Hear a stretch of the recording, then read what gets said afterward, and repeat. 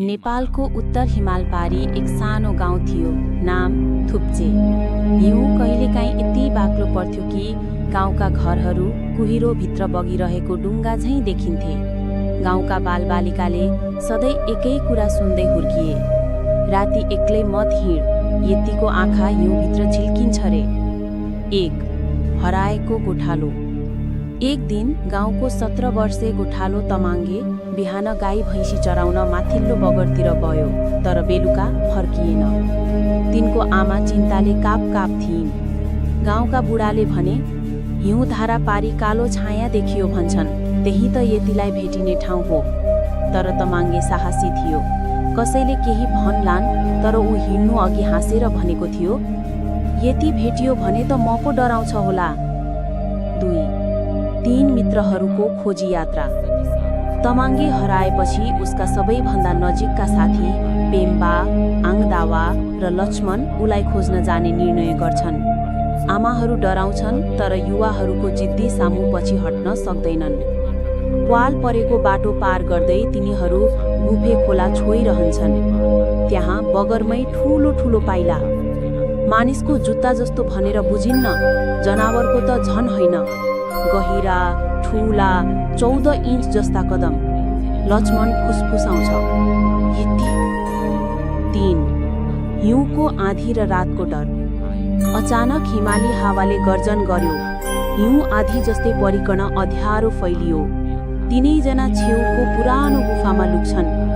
गुफाभित्र अचम्मको गन्ध, जसरी कुनै ठुलो जनावर भर्खरै बसेर गएको होस्। गुफाका भित्तामा तिनीहरूले केही च्यातिएका कपडाका अंश देख्छन्। पहिचान गर्दा तमाङ्गेको जामाको भाग। आङदावाले बत्ती बाल्दै भने, यो ठाउँमा ऊ आएको थियो, तर अहिले कहाँ छ? 4. यतिको पहिलो उपस्थिति। गुफा बाहिर अचानक धमधम आवाज, हिउँ भाँचिए जस्तो थर्किने आवाज। तिनैजना सास रोकेर अँध्यारो हेर्छन्। गुफाको मुखमा ठुलो सेतो आकृति उभिएको थियो, 2 चम्किला आँखाले भित्र घुरिरहेका। यतिको आकार मानुषमाथि 3 गुणा ठुलो, शरीर पुरै सेतो र काँधदेखि कपाल झर्दै। त्यसले डरलाग्दो तर पीडाले भरिएको गुर्राहट निकाल्यो, आक्रमण गर्न भन्दा पनि कुनै दुखाइले थिचिएको प्राणी जस्तो। 5. यतिको रहस्य। पेम्बा साहसी भएर नजिक नजिक हेर्न खोज्छ। यतिको खुट्टा एक ठाउँमा चिप्लिएको थियो, खुट्टामा ठुलो ढुङ्गा अड्तिएको र रगत बगिरहेको। लक्ष्मण फुसफुसाउँछ, यति त घाइते रहेछ। आङदावा सम्झिन्छ, तमाङ्गेले सधैँ भन्थ्यो, प्रकृतिको सम्मान गर, जसले तिमीलाई हेर्छ तिमीले पनि उसलाई हेर्नुपर्छ। भएको सब खतरा बिर्सेर उनीहरूले ढुङ्गा हटाएर यतिको खुट्टा मुक्त गरिदिन्छन्। यति चुपचाप तिनैजनालाई हेर्छ, फेरि बिस्तारै पछाडि फर्केर गुफाभित्रको अँध्यारोतिर इसारा गर्छ।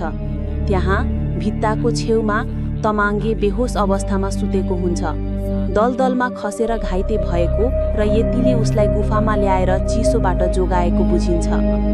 7. अनपेक्षित अन्त्य। यतिपछि केही देर उभिरहन्छ। 3 जना अनि तमाङ्गेलाई निहालेर आफ्नो ठुलो हात मुष्टि जस्तै उठाएर कृतज्ञताको सङ्केत गर्छ र हिउँको कुहिरोसँगै हराउँदै जान्छ। आवाज नबढाइकन, जानौ त्यो पहाडकै आत्मा होस्। तर जानु अघि एकचोटि मात्र फर्केर हेर्छ, मानिस र यतिको बीचको दूरी झिकिदिएको जस्तो। 8. घर फर्किने यात्रा। तिनैजना तमाङ्गेलाई लिएर गाउँ फर्किन्छन्। गाउँलेहरू यति आएछ भनेर डर मान्छन्, तर उनीहरूले भने, यति खतरनाक भन्दा पनि गलत बुझिएको प्राणी हो, त्यो पनि यसै हिमालको रक्षक रहेछ।